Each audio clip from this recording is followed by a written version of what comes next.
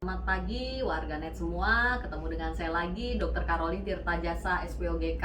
Hari ini kita akan bincang tentang apa itu unexplained infertility ya.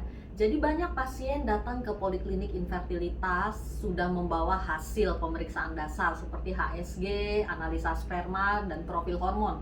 Semuanya normal. Nah, pasiennya nanya, kok pemeriksaan dasar semuanya normal, saya nggak hamil-hamil juga ya dok ya? Ada yang sudah 5 tahun, ada yang sudah 10 tahun. Kalau ke dokter manapun, ke dokter obgyn manapun dikatakan normal kok pak, hasilnya baik-baik aja semuanya. Tapi kok nggak hamil-hamil juga ya. Nah, ini adalah unexplained infertility ya. Jadi infertilitas yang tidak bisa dijelaskan penyebabnya atau tidak diketahui persisnya ya penyebabnya tuh apa. Jadi seperti yang kita ketahui, fertility ini dunia yang sangat complicated. Banyak sekali faktor yang mempengaruhi seseorang bisa hamil atau tidak. Pemeriksaan dasar yang ada sekarang itu udah diirit-irit tuh, cuma HSG, sperma, dan hormon. Tiga ini aja sudah bisa mencakup kira-kira 70-an sampai 80-an% penyebab infertilitas ya. Nah, kalau kita sudah lakukan pemeriksaan dasar semuanya masih normal, tetapi kok nggak hamil juga, masih ada kemungkinan yang faktor X tadi, yang unexplained tadi, yang tidak di cover oleh pemeriksaan dasarnya ya. Apa saja sih?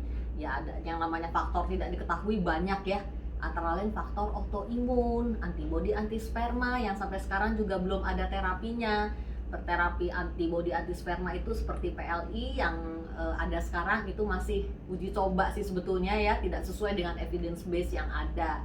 Kemudian juga faktor-faktor lain ya yang tidak diketahui ya, misalnya apalagi kalau sperma, faktor-faktor penyakit di masa lalu itu juga berkontribusi ke kondisi sperma yang sekarang. Jadi unexplained infertility pengobatannya bagaimana ya? Pengobatannya kalau kita tahu faktornya seperti autoimun, bisa bekerja sama dengan dokter hematologi untuk mengontrol autoimun disease-nya. Tetapi pada penyebab yang tidak diketahui, kita sebagai manusia sekali lagi hanya bisa usaha dan doa ya. Usahanya ya sama seperti kasus infertilitas yang lain, lewat program hamil sesuai dengan tahapannya. Selama masih bisa alami ya kita alami. Alami tentunya dengan stimulasi ovarium, jadi sel telur dibikin besar supaya ada sel telur yang bisa dibuahi sperma ya. Kalau alami gagal terus ya harus move on ya, karena target hamil. Move on lah inseminasi selama kedua tuba paten dan kondisi sperma juga baik ya. Inseminasi gagal terus, kalau di textbook bisa sampai 6 kali inseminasi. Move on juga dong ke bayi tabung ya. Jadi usaha harus maksimal, target hamil. Biasanya pasien-pasien dengan unexplained infertility ini prognosisnya lebih baik daripada pasien yang lain kalau mengikuti program hamil ya. Tetapi memang harus move on jadinya ya.